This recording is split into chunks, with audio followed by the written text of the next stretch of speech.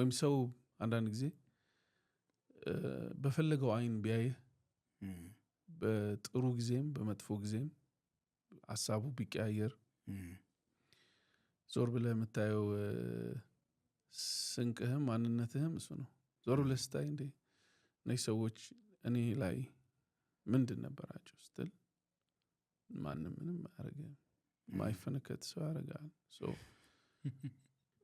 that's the reality እና እሱን ሳስብ በጣም ሎጂክ ህይወቱ ስትኖር እንዲኖር ያደርጋል።